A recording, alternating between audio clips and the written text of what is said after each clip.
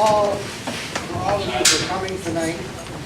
The purpose of this meeting is to generate ideas as to redevelopment of the Beech-Nut site. Do we want total demolition? Do we want partial demolition? Do you want? You're here to tell us. This is not something we are going to try to push down anyone's throat. We want your input. So with that in mind, I'm going to introduce tonight Lisa Hefner. She is from the SKIO group, and that is a group of contractors with the EPA. And she is here to conduct the meeting and go through what some of the problems are with the site, and we'll go from there. Thank you, Mayor. Great. Can everybody hear me? Yep, sure. Okay. If you can and you're in the back, there are some seats up here, so I really encourage you to move up front, but I'm going to try to speak as loudly as possible. But if you can't hear me at any point, just raise your hand, and I'll try to speak louder. And the first part of this meeting is just a brief presentation, and then we're going to break into groups and be able to have conversations. So there won't be a very long presentation to get us started. So, as the mayor mentioned, I'm Lisa Hefner. I have my colleagues Catherine Brown and Matt Roby with me as well from SKIO, and we'll talk a little bit in a minute about what got us here. But just to give you an idea of what we're going to talk about in the beginning here, we'll just talk briefly about the revitalization process at the former Beech-Nut facility here in downtown Canajoharie. We're going to talk about a few future use considerations, things to keep in mind, both as assets or considerations for thinking about the future of the former facility, and then some initial ideas that have come up, and then we'll break out into those breakout group discussions. So to get started, just a few site updates in case folks haven't heard. Montgomery County has taken title to the site recently. The Phase 2 environmental assessment is complete for the site, and the EPA and Montgomery County are working together to address the asbestos contaminated debris piles, and that work should begin soon. And I just want to point out, Phil here with EPA, if you could raise your hand if you have any questions specific to that, please feel free to talk with Phil this evening. And then there's also grant funding to begin demolition of some of the buildings on the east side of the site that are unsafe.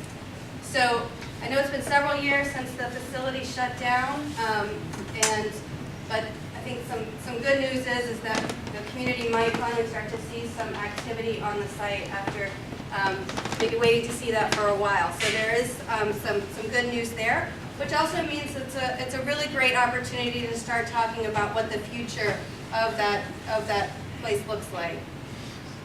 So just to briefly how EPA is involved, EPA has a reuse program that basically provides contractor services, in-kind services to the community to help them think about how to redevelop sites that are productive and what the community wants. So thinking about how the community would like to see a site reused in the future, but that takes into consideration some of the environmental conditions. So because there was asbestos found at the site, that brought the opportunity for us to come and work with the community, work with the village, work with the county as sort of a third-party resource to help hear your ideas, capture those, and put those down and share that back as a summary and as really as a tool for moving forward as the site can be reused in the future. So that's how we got here. So if we think about the future and we think about revitalization or we think about future use, we kind of think about it in four, we're looking at it in four phases. So the first was the cleanup, dealing with the asbestos piles, completing that phase 2 so we have a better sense of what some of the environmental considerations are on the site, and dealing with ownership so that you can have access to the site. The next is planning and gathering that community ideas and input about what the future could look like, and that's what we're here tonight. This is we're really excited to hear your ideas and document those and develop that summary as a tool for moving forward. And then from that, develop some concepts or some options, some scenarios that can be tested to see what's feasible, what's suitable, what's reasonable based on market conditions, based on the structural integrity of the property. And that's what's happening in that next phase in feasibility. There's funding to start to do some of that initial studies and analysis to make sure that the different types of uses or options that are being considered are viable or feasible. And then next is looking at implementation. And that's really moving forward and pursuing those opportunities and having a master plan help guide those opportunities and being able to respond when opportunities arise and be able to market that site to folks. So as everyone still able to hear me? Okay, in the back? Okay, great.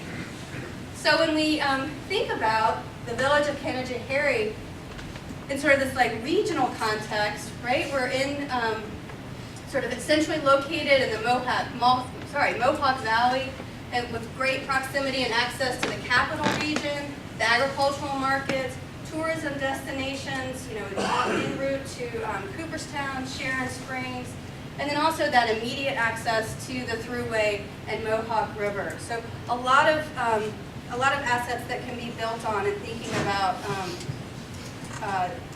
Canajoharie in context to what's going on regionally.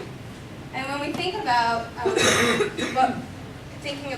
the downtown of Canajoharie, right here along the Mohawk River, you've got the Thruway, you have this downtown sort of corridor, and then the residential surrounding and within this rural context. And so I think some of the things that as considerations for thinking about the future, the property, the former Beech-Nut property is, as you all know, it's in the heart of your downtown. And what are some of those opportunities to build on sort of the vibrancy, the quaintness, the beautiful buildings that you have in your downtown? What does that, as you think about the former Beech-Nut facility, what do you want that facility to, or what do you want that property to look like? What would it be to, look in your crystal ball, and what do you want that to be in the future? That's what we're going to be talking about tonight. And what are some opportunities to deal with both some of those assets and challenges? Looking at it is on the Thruway, but that the Thruway also creates some barriers between you and the river, and how can we look at some of those opportunities and constraints? Speaking of the river, another thing is looking at water, right? You have the Canajoharie Creek and the Mohawk River, and then looking at flooding has been an issue in the past. So what are some ideas for thinking about future development that looks at, that's responsive to that as well? I also just want to point out the buried canal of the Erie Canal that used to go right in front of the Beech-Nut plant. Maybe another opportunity to consider. So when we zoom in and look at the former Beech-Nut plant itself, I think we need to, one of the things that stands out is it's just a lot of buildings, and it's a really big portion of the downtown. And so how can we start thinking about the site and starting to break it up into different areas and different characters? And so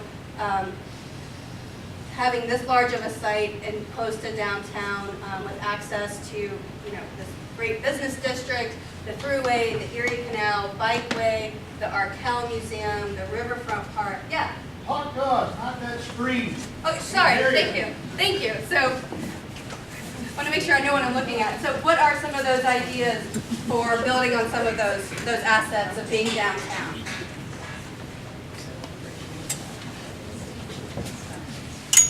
So thinking of ideas, back in 2016, a group participated at the American Architectural Foundation Design Workshop. Is anybody that went to the DC workshop, are you with us tonight? Could you raise your hands? Okay, got a few folks here. So this was an idea to bring folks together with some other like redevelopment experts from other communities. And so here are just some initial ideas, and we're sharing this as background for you all to take into consideration as we get into our discussions. So the three goals for redevelopment that came out of this initial conversation was maintaining the redevelopment of the site while maintaining access and connections to the village and surrounding area, attracting businesses and residents who desire to live and participate in the community, and then recognizing the iconic influence of Beech-Nut in redevelopment. So those were some of the initial redevelopment goals that the group discussed. And then they also, in thinking about the future of this area, started to look at it in starting to split or divide the site into different areas. And so the first is looking at Canajoharie Creek as this spine through the site, and looking at reclaiming public access to that creek and getting folks down into the creek and connecting to the Mohawk River and the riverfront park. The second is looking at the Church Street side, and what is the future of that side being in close proximity to downtown, and looking at some of the structures that are there now, like the former headquarters building, and could that building be adaptively reused? And we're going to talk about that when we get into breakout groups and hear your thoughts and feelings on that. And the next is looking at the new east side, which is where the warehouses are, and what are some opportunities there, sort of building on that access to the thruway. And then the other piece of thinking about that is you'll see looking at how to deal with the truck traffic that's coming through, and are there opportunities to sort of rethink access to the thruway to mitigate or reduce some of the truck traffic that's coming right through downtown. And so the group looked at some of the hidden features or assets on the Church Street side, if there are opportunities to leverage those or build on those for redevelopment. Looking at the headquarters building, if that's an opportunity, the 4-story building there. Natural water features of the creek and the river. If there's any other historical features, like the former Erie Canal that's been filled in. And then also, there's water, sewer, and power available, which are great assets for redevelopment. And then on the new east side, again, looking at, there's power, water, easy throughway access, there's visibility from the highway. So what are some opportunities to build on that?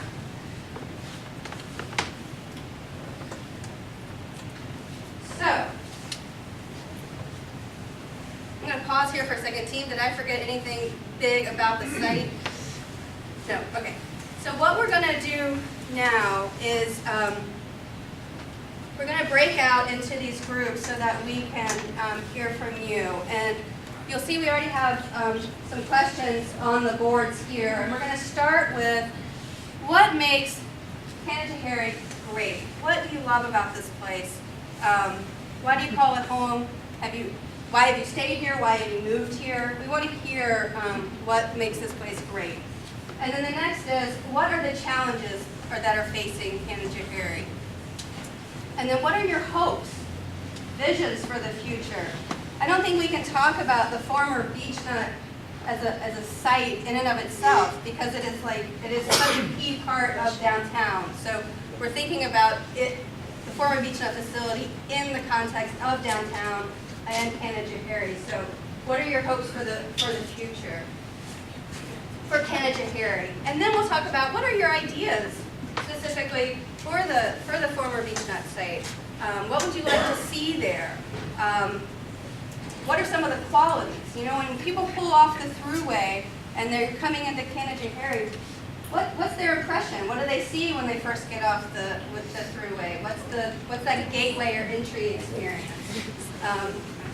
And then also recreational. How can you bring folks? You know, what kind of access or connections? How can the site be better integrated or connected to downtown?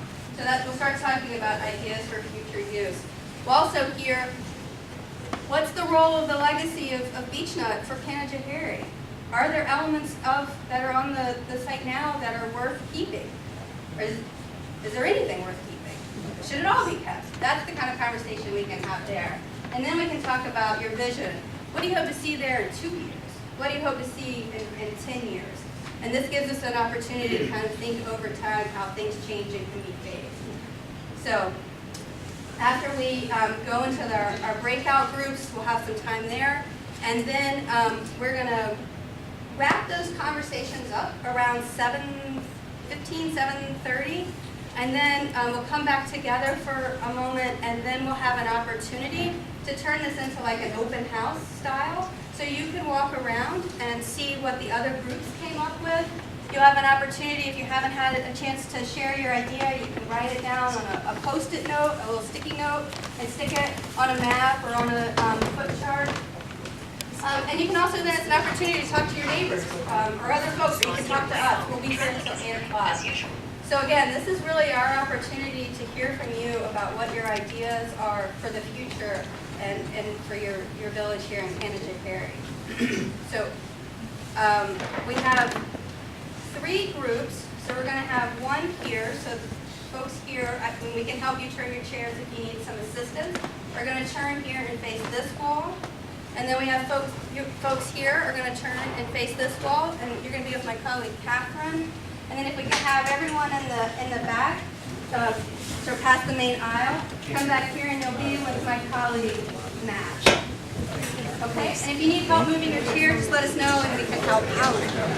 I'm just going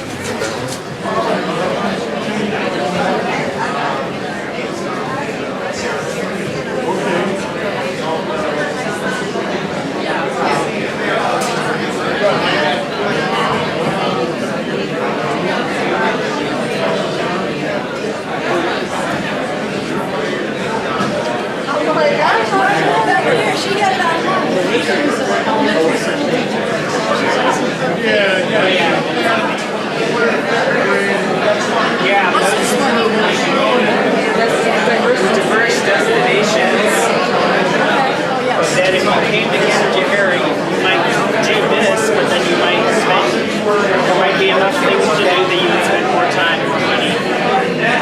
One of the things that was interesting was this group felt pretty strong was bring in money from the thruway on the east side, generate as much cash for the community as you can, however you can, and use the west side.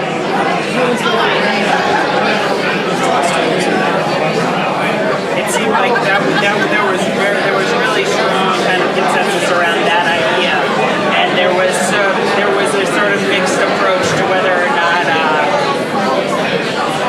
to save or demolish.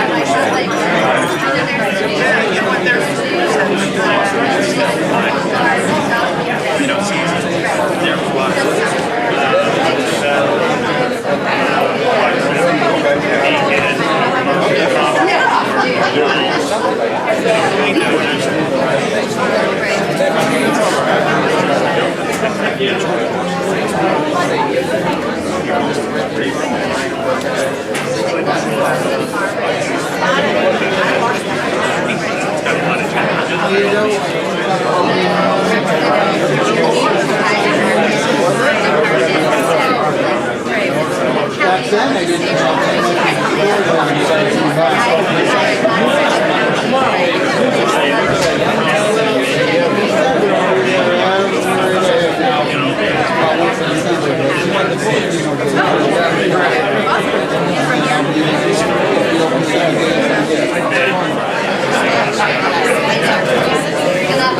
I wanted to stay. There we go. You wanted to do it to stay out? I don't want it to stay, Oh, you don't want to stay out? but I should want it to because it's not our neighborhood.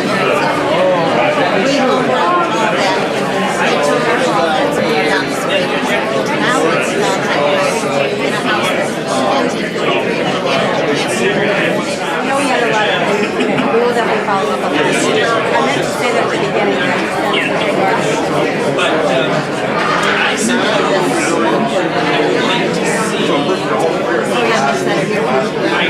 Thank you, ma'am. Thank you so much.